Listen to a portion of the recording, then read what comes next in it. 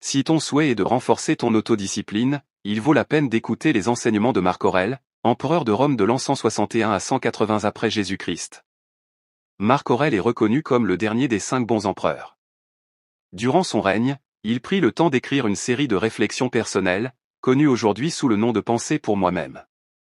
Dans ces textes, l'empereur romain partagea des idées fondamentales sur la manière de développer l'autodiscipline. Voici 10 des plus pertinentes extraites de ses écrits. 1. L'autodiscipline commence par la découverte de ton but. L'autodiscipline est une force intérieure puissante, mais elle ne naît pas de nulle part. Pour qu'elle s'exprime avec force et constance dans ta vie, il est indispensable que tu trouves d'abord un but profond et authentique, agissant comme la boussole qui guide chacun de tes pas. Sans but clair, l'autodiscipline peut devenir un effort vide, une lutte constante contre l'inertie et la tentation, sans raison solide pour soutenir ce combat dans les moments difficiles. Marc Aurèle, illustre empereur et grand philosophe stoïcien, enseignait que la vie devait être vécue avec intention et clarté. Dans ses méditations, il écrivit sur l'importance de connaître son devoir et d'agir en conséquence, avec une détermination inébranlable face aux obstacles. Selon lui, chaque personne a un rôle à jouer dans le grand tissu de l'existence, et découvrir ce rôle est le premier pas vers une autodiscipline véritable. Ce but n'est pas un simple désir passager ou un objectif imposé par la société. C'est une connexion profonde avec ce qui compte vraiment pour toi, ce qui te donne un sens et te pousse à te lever chaque matin, même lorsque les circonstances sont défavorables. Trouver ton but demande une introspection honnête et courageuse, regarder en toi-même, identifier tes valeurs les plus authentiques, reconnaître tes forces et tes faiblesses, et définir quel héritage tu veux laisser au monde. Une fois ce but trouvé, l'autodiscipline cesse d'être une contrainte et devient l'expression naturelle de ton engagement envers toi-même. La motivation ne dépend alors plus d'impulsions passagères ou de récompenses externes, elle jaillit du désir profond de vivre en cohérence avec tes valeurs et ta vision. Dans les moments où la fatigue ou le doute tentent de te freiner, ce but sera ton ancre, le phare qui te guide dans la tempête. De plus, une autodiscipline fondée sur un but solide transforme non seulement tes habitudes quotidiennes, mais aussi ton caractère. Elle te rend plus résilient, patient et constant, et t'aide à cultiver un esprit fort, qui ne cède pas à l'adversité et ne se laisse pas facilement distraire. Avant d'imposer de nouvelles règles ou routines à ta vie, prends donc le temps de trouver ce but qui donnera du sens à tes efforts. Souviens-toi, il ne se découvre pas en une nuit, mais à travers un processus continu d'exploration et de croissance. Il peut évoluer avec le temps, s'adapter aux nouvelles circonstances, mais il doit toujours rester la base sur laquelle bâtir ton autodiscipline. C'est ainsi que tu pourras transformer ta vie de l'intérieur et atteindre la liberté intérieure si chère aux stoïciens, celle d'agir avec vertu et sérénité au milieu du chaos du monde. Réfléchis profondément à ce qui est ton but le plus authentique. Que as-tu vraiment envie de construire dans ta vie? Réponds à ces questions avec sincérité, car dans ces réponses se trouve le début de ta transformation. 2. Et confiance en toi-même. La confiance en soi est un pilier fondamental pour bâtir une autodiscipline durable et authentique. Sans elle, toute tentative d'instaurer de nouvelles habitudes ou de rester sur la bonne voie risque d'être minée par le doute et la peur. Marc Aurèle, dans ses méditations, nous rappelle l'importance de croire en notre capacité intérieure à affronter la vie avec toutes ses incertitudes et ses défis. Avoir confiance en soi ne signifie ni arrogance ni orgueil, et ce n'est pas non plus une confiance aveugle ou naïve. Il s'agit plutôt d'une reconnaissance profonde de ta valeur, de ta capacité à avancer, à apprendre, à t'adapter et à surmonter les obstacles inévitables sur le chemin. C'est accepter que, si nous ne contrôlons pas tout ce qui se passe à l'extérieur, nous avons en revanche le plein pouvoir sur nos décisions, nos actions et nos attitudes. Cette confiance naît de la connaissance et de l'acceptation de soi. Connaître tes forces te permet de les utiliser comme ressources pour progresser. Reconnaître tes faiblesses, quant à lui, est la base pour travailler dessus avec patience, sans te détruire par une autocritique excessive. Marc Aurèle souligne que notre esprit et notre volonté sont nos possessions les plus précieuses, et qu'en prendre soin avec respect est essentiel pour progresser. Lorsque tu as confiance en toi, chaque petit pas vers l'autodiscipline prend de l'importance. Tu sais que le chemin ne sera ni linéaire ni facile, mais tu as la certitude que tu peux continuer, même lorsque les circonstances sont défavorables ou que des voies intérieures d'insécurité cherchent à t'arrêter. Cette confiance devient une armure invisible qui te protège de la démotivation et de la frustration. Elle t'aide à prendre des décisions claires, sans hésitations inutiles, et à agir depuis un état de calme et de conviction, plutôt que de réagir impulsivement à la peur ou aux pressions extérieures. Ainsi, tu renforces ton caractère et développes ta résilience, deux qualités essentielles pour maintenir l'autodiscipline sur le long terme. Cependant, cette confiance ne se construit pas en une nuit. Elle exige une pratique quotidienne, une réflexion constante et, surtout, de la compassion envers toi-même lorsque tu échoues ou t'éloignes du chemin. Marc Aurèle nous invite à voir ces moments non comme des échecs, mais comme des occasions d'apprendre et de grandir, de réaffirmer notre confiance et de nous relever avec plus de force. Aujourd'hui, je t'invite donc à cultiver cette confiance en toi avec patience et détermination. Souviens-toi que tu es l'architecte de ton esprit et de ton destin, et que chaque jour est une nouvelle occasion de renforcer ta conviction intérieure. Aie confiance en ta capacité à transformer ta vie et à faire preuve de discipline, car en toi réside un pouvoir qui ne dépend pas des circonstances extérieures. 3. Présente-toi chaque jour. La constance est l'un des ingrédients essentiels pour construire une autodiscipline solide et durable. Et pour cela, rien n'est plus important que l'engagement quotidien envers toi-même.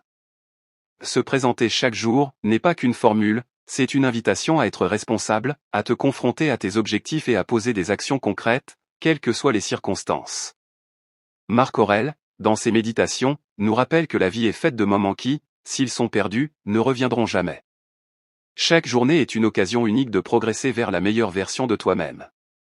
La discipline n'est pas un acte héroïque isolé, mais la somme de petites actions répétées avec intention et détermination, jour après jour. Se présenter chaque jour, c'est se lever et affronter ses tâches avec une volonté ferme, même lorsque la motivation est faible ou que les difficultés paraissent insurmontables. Cela implique d'accepter qu'on n'aura pas toujours envie, qu'il y aura des jours où l'on voudra abandonner ou remettre à plus tard. Mais la véritable force réside dans le fait d'avancer malgré ses sentiments. Cette pratique quotidienne renforce l'esprit et le caractère, en tenant tes engagements envers toi-même, tu bâtis ta confiance et ta crédibilité intérieure. Peu à peu, tu sais que tu peux tenir parole, et cette certitude devient un puissant carburant qui t'aide à continuer sur la voie de la croissance personnelle. De plus, te présenter chaque jour te relie au moment présent, le seul où tu peux réellement agir. Le passé n'est plus entre tes mains et l'avenir est incertain, mais chaque instant présent est une opportunité d'agir avec discipline et détermination. Dans la pratique, cela peut signifier établir une routine claire qui intègre des habitudes te rapprochant de tes objectifs, et t'engager à les tenir sans excuse.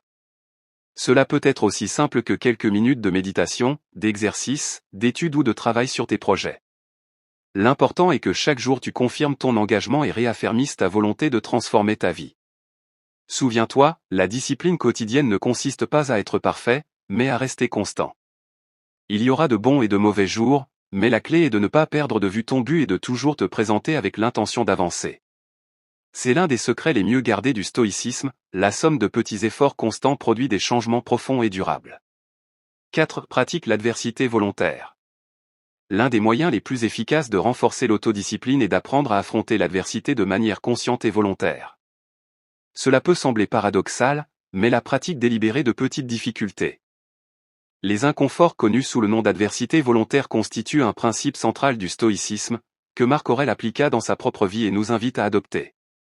L'adversité volontaire ne signifie pas rechercher la souffrance pour le simple plaisir de souffrir, mais plutôt entraîner l'esprit et le corps à résister et à s'adapter aux circonstances difficiles avant que celles-ci ne surviennent de manière inattendue. Concrètement, cela peut impliquer de renoncer à des conforts superflus, de choisir des exercices physiques exigeants ou encore de limiter certaines gratifications afin de renforcer la volonté. Marc Aurèle écrivait dans ses pensées pour lui-même que l'âme humaine se renforce et se trempe dans l'épreuve. Tout comme le fer devient plus solide lorsqu'il est forgé par le feu, nous grandissons nous aussi lorsque nous affrontons volontairement les défis, avec intention et sans plainte. Cette pratique volontaire de l'adversité prépare notre esprit à faire face aux coups inévitables que la vie nous réserve, avec sérénité et maîtrise de soi. En pratiquant l'adversité volontaire, tu développes la capacité de garder ton calme lorsque les choses se compliquent, ainsi que la résilience nécessaire pour ne pas abandonner au premier obstacle. De plus, tu apprends à apprécier davantage les bonnes choses, car en te privant volontairement de certains plaisirs, tu libères ton esprit d'une dépendance excessive à leur égard. Ce type d'entraînement ne renforce pas seulement ton autodiscipline, il t'enseigne aussi à distinguer ce que tu peux contrôler de ce qui échappe à ta maîtrise.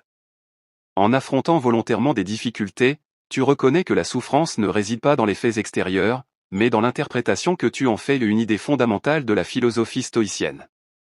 La clé réside dans la modération et l'équilibre, l'adversité volontaire doit rester un exercice conscient et mesuré, et non une recherche constante d'épreuves qui pourraient nuire à ta santé ou t'épuiser inutilement. Il s'agit de renforcer ton caractère et ton esprit, non de t'imposer des punitions gratuites. En intégrant cette pratique à ta vie, tu bâtis une autodiscipline qui ne dépend pas de conditions favorables, mais qui repose sur une force intérieure solide. Ainsi, lorsque l'adversité réelle se présentera, car elle se présentera tôt ou tard, tu seras prêt à l'affronter avec sérénité et fermeté.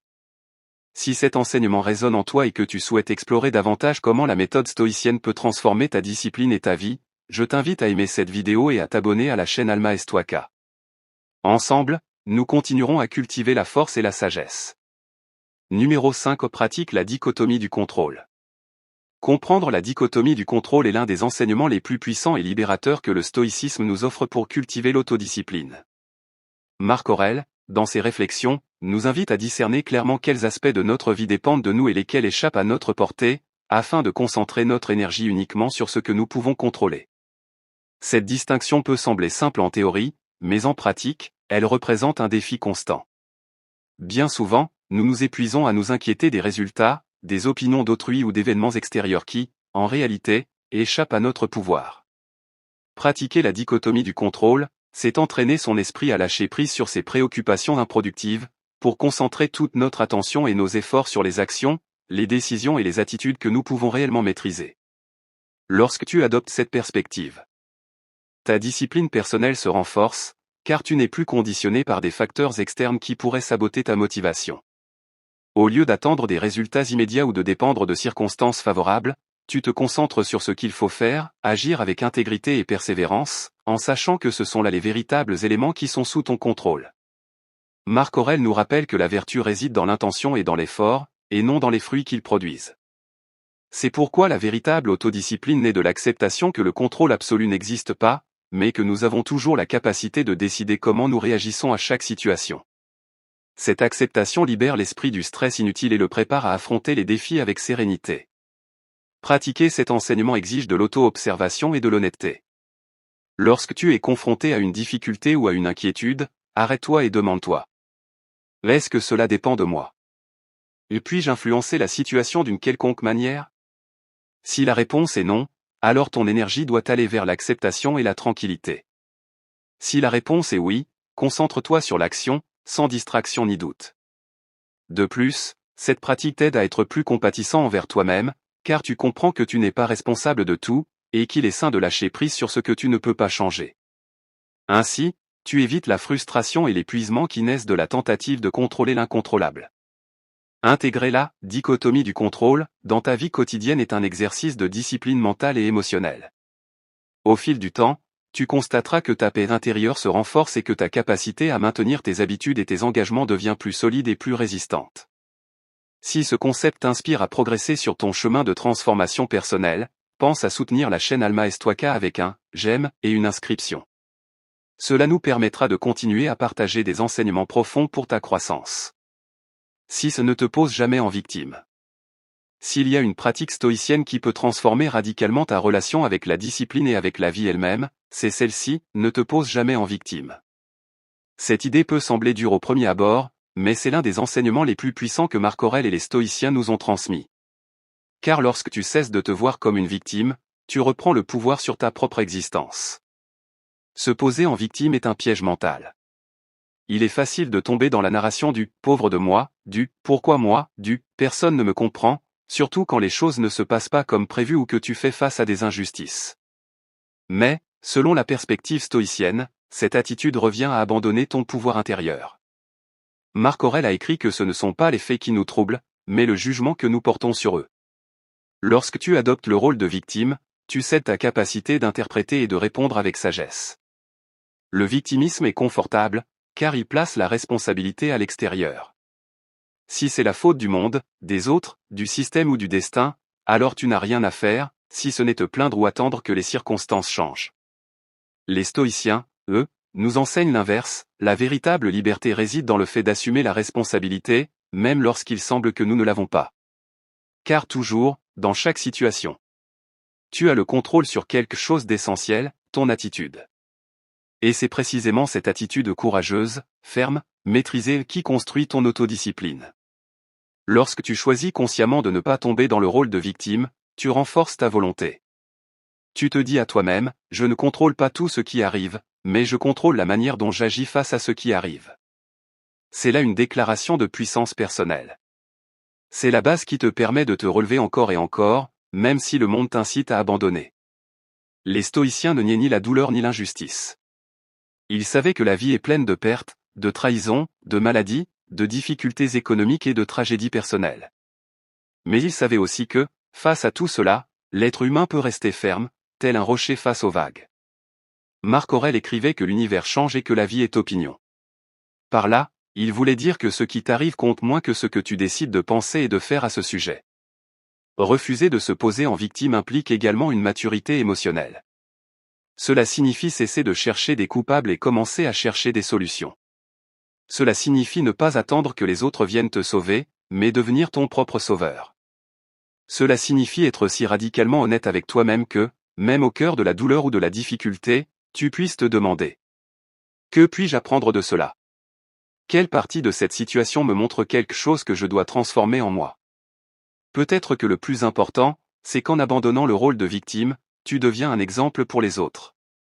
Les gens ne s'inspirent pas de ceux qui se plaignent sans cesse, mais de ceux qui, avec dignité et force, se lèvent chaque jour pour continuer à lutter. De ceux qui transforment leurs blessures en leçons. De ceux qui, au lieu de rechercher la compassion, recherchent la transformation. C'est pourquoi, si tu veux cultiver une autodiscipline réelle, profonde et durable, commence par là. Laisse derrière toi toute narration de victime. Tu n'as pas besoin que le monde soit juste pour agir avec droiture. Tu n'as pas besoin que les circonstances soient idéales pour maintenir tes habitudes. Ce dont tu as besoin, c'est de la décision ferme d'être l'auteur de ton histoire, et non le personnage passif d'une tragédie. Et si cette idée résonne en toi, alors oui, tu es prêt à prendre le contrôle de ta vie avec courage et discipline. Je t'invite à t'abonner à la chaîne Alma Estoica et à nous soutenir avec un « j'aime ». Ensemble, nous continuerons à explorer les idées qui ont transformé les plus grands hommes et femmes de l'histoire. Numéro 7. Pratique la gratification différée.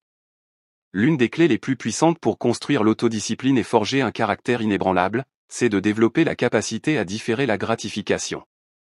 Cette idée, que les stoïciens pratiquaient avec rigueur, a également été confirmée par la science moderne du comportement. Plus tu es disposé à retarder un plaisir immédiat en faveur d'une récompense future, plus ton self-control est fort. Marc Aurèle l'avait compris il y a des siècles, et il le pratiquait chaque jour, renonçant au plaisir passager pour remplir ses devoirs en tant qu'empereur, citoyen du monde et être humain rationnel. Dans un monde obsédé par l'immédiateté, où tout est à un clic de distance. Dans un monde où tu peux à tout moment te distraire, consommer, acheter ou te gratifier instantanément, l'art de retarder la gratification est presque un acte révolutionnaire. Mais c'est précisément cet acte qui renforce la volonté. Résister au plaisir momentané n'est pas refuser le plaisir, c'est affirmer ta maîtrise sur lui. C'est dire à tes impulsions, ce n'est pas toi qui commande ici, c'est moi qui décide. L'autodiscipline exige de voir au-delà du moment présent, de te connecter au futur auquel tu aspires et de prendre des décisions en accord avec ce destin.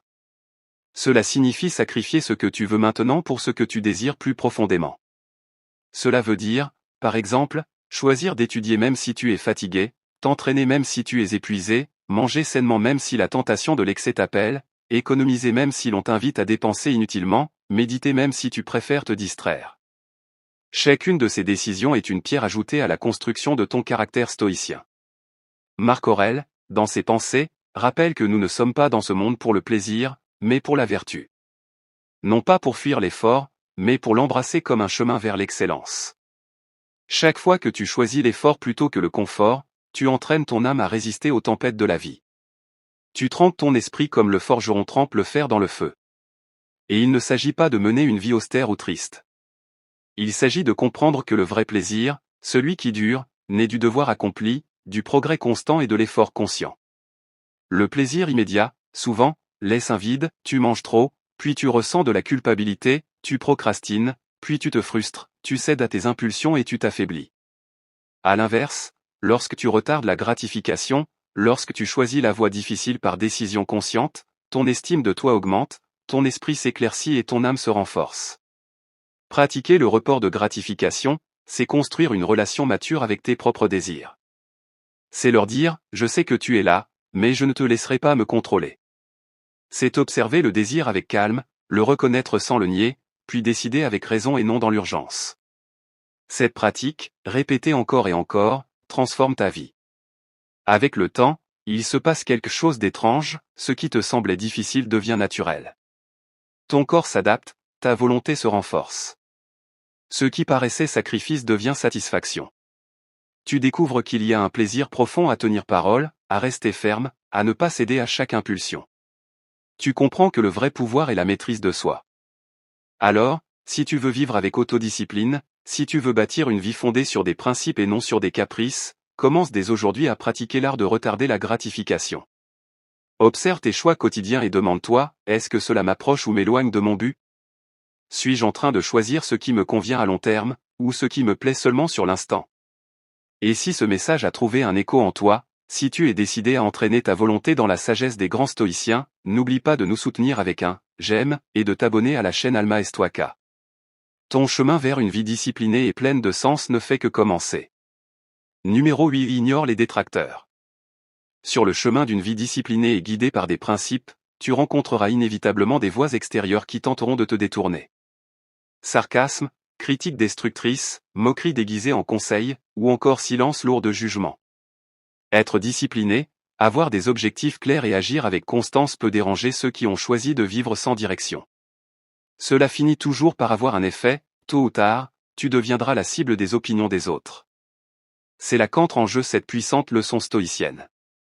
Marc Aurèle écrivait que si tu vis selon la raison et la vertu, tu n'as pas à justifier ton chemin auprès de qui que ce soit.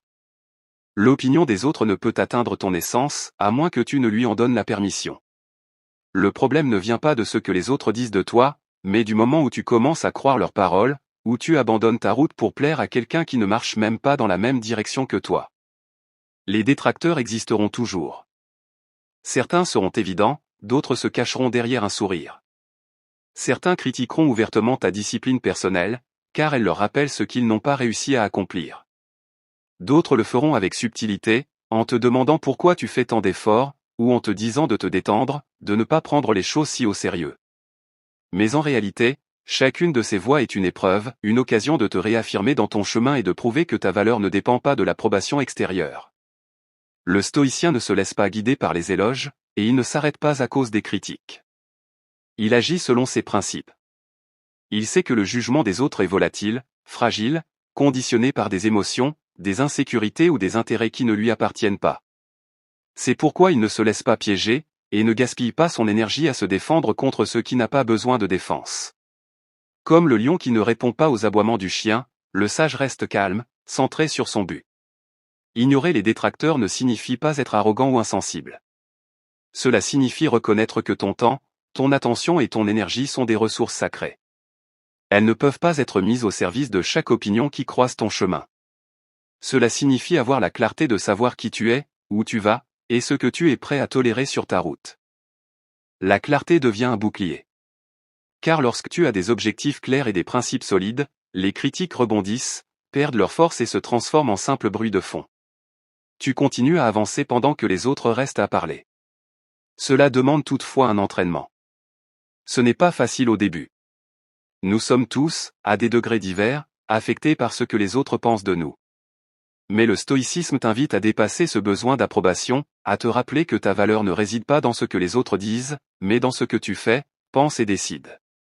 Chaque fois que tu choisis de ne pas réagir face à une critique, tu renforces ton esprit. Tu construis une autodiscipline qui ne dépend pas de ton environnement. La prochaine fois que tu entends une critique visant à te déstabiliser, respire. Observe-la comme un phénomène extérieur, étranger à toi. Demande-toi s'il y a une part de vérité. S'il y en a, apprends et améliore-toi. S'il n'y en a pas, laisse-la passer comme le vent. Ta mission est plus grande que de vouloir plaire à tout le monde. Ton chemin est plus important que de t'arrêter à chaque pas pour répondre à des attaques qui ne méritent pas de réponse. Souviens-toi toujours de ce qu'écrivit Marc Aurèle, celui qui faute, faute contre lui-même. Celui qui parle mal nuit à lui-même. Poursuis ta route. Sois ferme comme la montagne qui ne bouge pas face à l'écho des cris dans la vallée. Et si tu es décidé à vivre ainsi, si tu choisis la discipline plutôt que la distraction et le jugement, alors soutiens ce chemin, car il n'est pas là pour plaire au monde, mais pour te transformer de l'intérieur. Numéro 9. Trouve des personnes sages à imiter.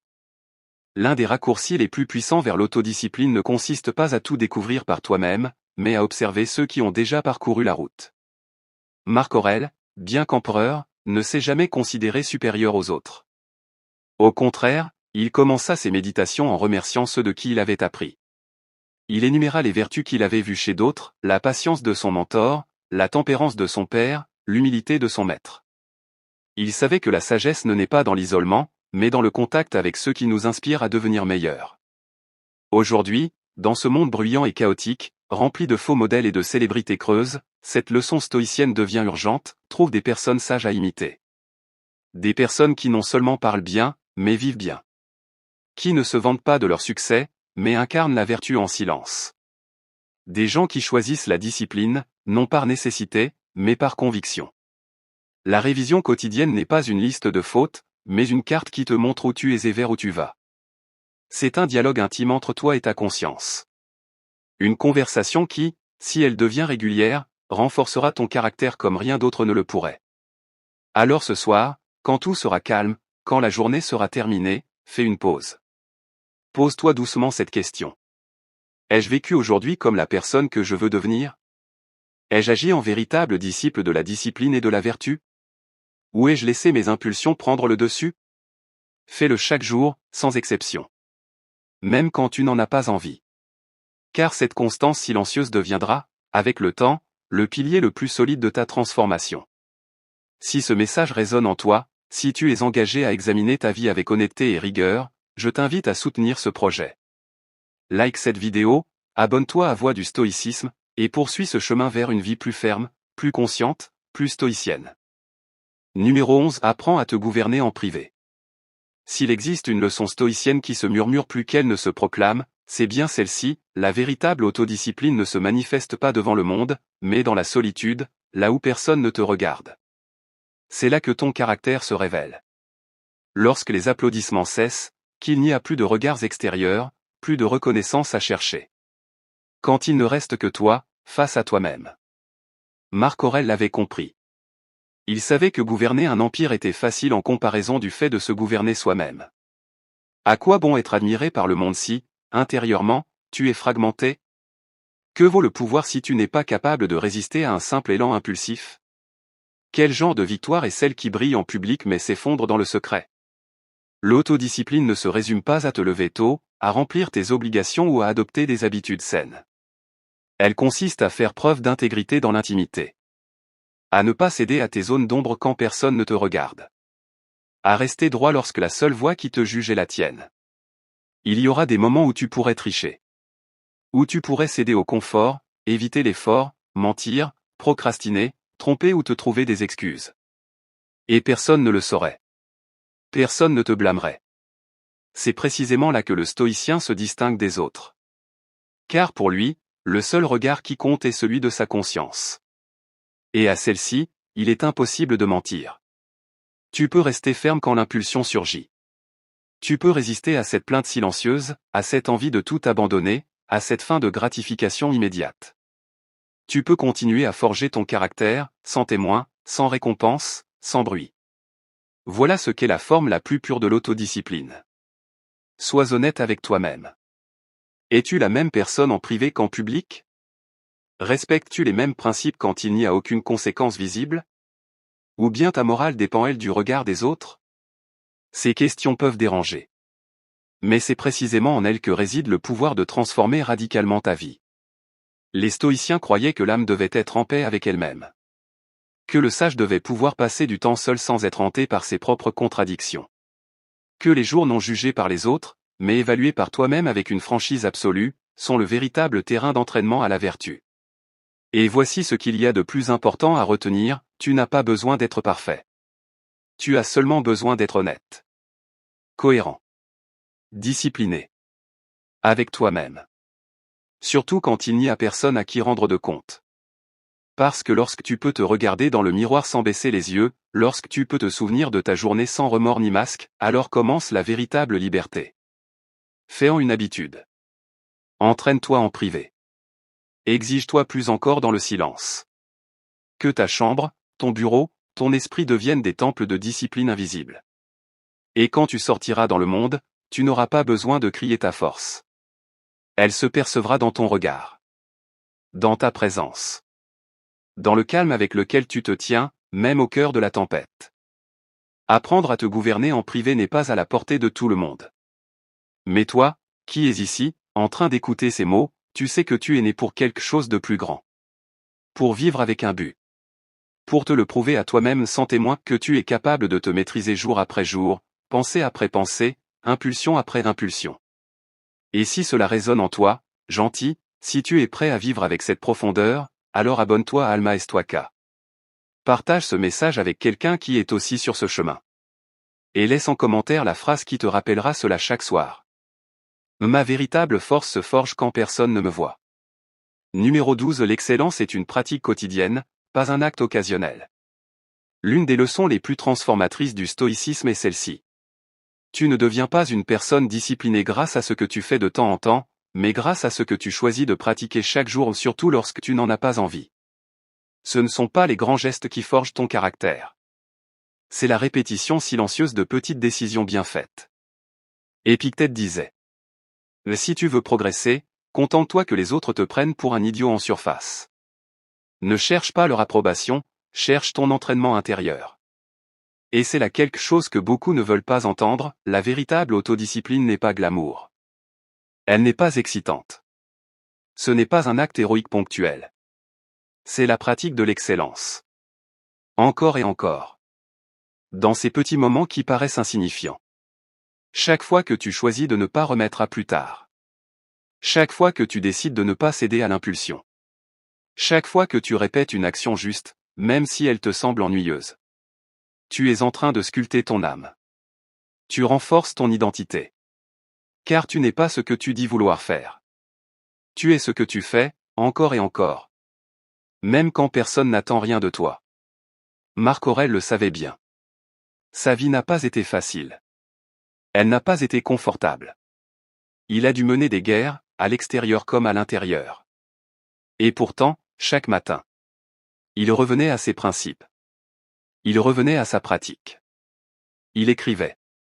Il réfléchissait. Il se corrigeait. Et à chaque jour vécu avec intention. Il renforçait la structure invisible de son caractère. L'excellence n'est pas un état permanent. C'est un processus. C'est une discipline. Et ce que beaucoup ne comprennent pas, c'est que même lorsque tu deviens bon dans un domaine, si tu cesses de t'entraîner, tu le perds.